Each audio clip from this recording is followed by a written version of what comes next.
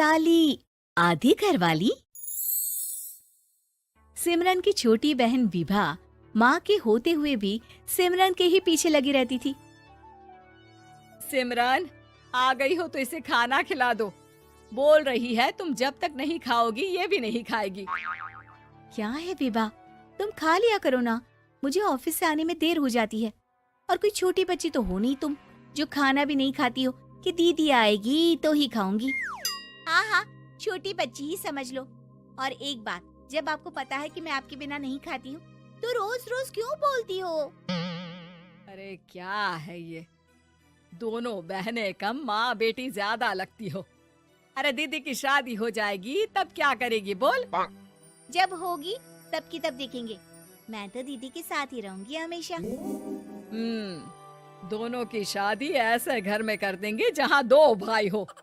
खैर, मामला आया गया हो जाता है। एक दिन सिमरन के पापा जब घर आते हैं। तुम लोगों के लिए अच्छी खबर है। वर्मा जी है ना मेरे दोस्त, उन्होंने सिमरन बेटी के लिए रिश्ता बताया है। बहुत अच्छा लड़का है, सिमरन को भी पसंद कर लिया है और कल वो लोग आ रहे हैं सिमरन को देखने अपने घर। सिद्धांत अपने माता पिता के साथ सिमरन को देखने आता है। उसे सिमरन अच्छी लगती है और शादी तय हो जाती है। सिद्धांत की माँ कहती है, अब तो हम लोग ले जाएंगे जल्द ही अपनी सिमरन को यहाँ से। अरे हाँ हाँ, क्यों नहीं, आपकी ही है अब तो हमारी बेटी। दूर खड़ी विभा सब सुन रही होती है। अब तो दीदी की शादी हो जाएगी, फिर तो वो चली जाएंगी। दीदी के बिना मैं कैसे रहूंगी? कुछ ना कुछ तो करना ही होगा जिससे दीदी की शादी ही ना हो। सभी के जाने के बाद क्या शादी के बाद दीदी हम लोगों के साथ नहीं रहेंगी?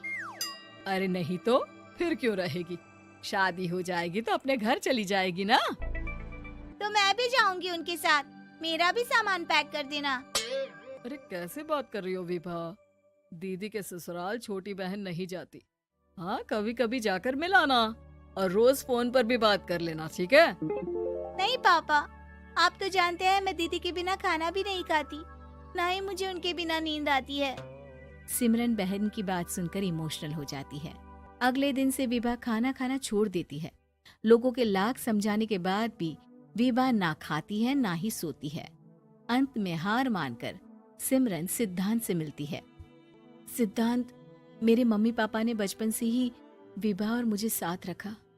वो मुझसे बहुत जुड़ी है। मुझे उसकी टेंशन रहेगी शादी के बाद, क्योंकि वो मेरे बिना नहीं रह सकती है। अरे ये तो छोटी सी बात है, वो हम लोगों के साथ हमारे घर में रह सकती है। जब उसकी अकल आ जाएगी या वो समझ जाएगी कि तुम्हारा घर वो नहीं बल्कि ये है, तो हम उसे घर छोड़ आएंगे, ठीक है? सिमरन खुश हो जाती है क्योंकि वो यही चाहती थी। वो माँ पिता से बात कर लेती है। अरे कैसी बात कर रही हो सिमरन, भला बेटी के ससुराल में हम छोटी बहन को कैसे भेज दे? जमाना क्या कहेगा?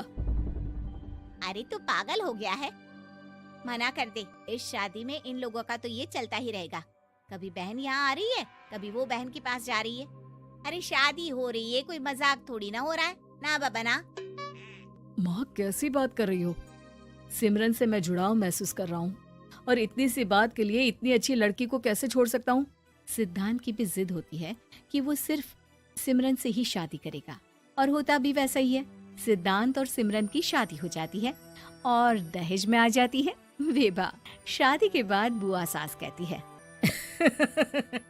अरे माँ ना, साली आधी घर वाली होती है, लेकिन ये क्या, तुम तो उसे घर ही ले आए। तभी चाची कहती है, सिद्धांत को तो हम लोगों ने सीधा समझा था, लेकिन सबसे तेज तो यही निकला। अरे देखो कैसे दहेज तो नहीं लिया, लेकिन साली पर कब्जा कर लिया। सिद्धांत ने इस और तो सोचा ही नहीं था, लोग उन लोगों के बारे में ऐसी भी बात करेंगे। वो वहाँ से चला जाता है और चुपचाप अपने कमरे में लेट जाता है। क्या हुआ सिद्धांत, तुम अचानक से परेशान हो गए, कोई बात है क्या? अरे नहीं नहीं, वो थक गया था ना, शादी की सारी तैयारी और रस्मों के बीच, सोच रहा हूँ थोड़ा आराम कर लूँ। हाँ ठीक है, आप लेट जाइए, मैं विभा का बेड लगा देती हूँ जमीन पर। क्या वो यहाँ सोएगी? हाँ, बताया तो था कि उसे नींद नहीं आती मेरे बिना। तो तुम आराम से लेटो ऊपर, हम लोग नीचे बिछा लेते हैं। अरे नहीं नहीं, तुम दोनों आराम से लेटो ऊपर, मैं माँ पापा के रूम में जा रहा हूँ। सिद्धांत वहाँ से दूसरे कमरे में चला जाता है, जहाँ सिद्धांत के पिता उससे कहते हैं, क्या बात है बेटा, तू उस कमरे में क्यों नहीं सो रहा? बहू से लड़ाई हो गई है क्या शादी के पहले दिन ही? अब नहीं पापा, वो दोनों बहनों को बात करनी थी और मुझे नींद आ रही है, तो मैं यहाँ सोने चला आया। अगले दिन सिद्धांत तैयार होकर ऑफिस जाता है। ऑफिस में लंच के वक्त दोस्त कहता है, क्या बात है सिद्धांत, इतना सारा खाना एक ही दिन में? हाँ यार, वो सिमरन को खाना बनाने का शौक है तो उसी ने बनाया है। यार हम लोगों की तो सिर्फ एक ही बीवी है, इसकी तो दो है ना। सिद्धांत को गुस्सा आ जाता है। कैसी बात कर रहा है तू? अरे तू तो भाग्यशाली है जो बीवी के साथ साथ साली भी आ गई। अरे साली लोगों की तो आधी घरवाली होती है, तुझे तो पूरी की पूरी मिल गई। सिद्धांत का पारा अब 7वें आसमान में पहुंच जाता है। वो खड़ा होकर उस लड़के से लड़ने लगता है।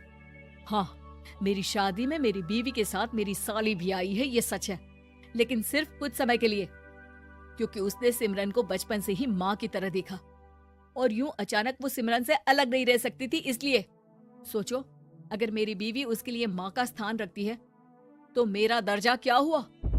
तभी वहाँ बॉस आ जाता है। माफ करना सिद्धांत, यहाँ इस मेंटल लेवल के लोग हैं।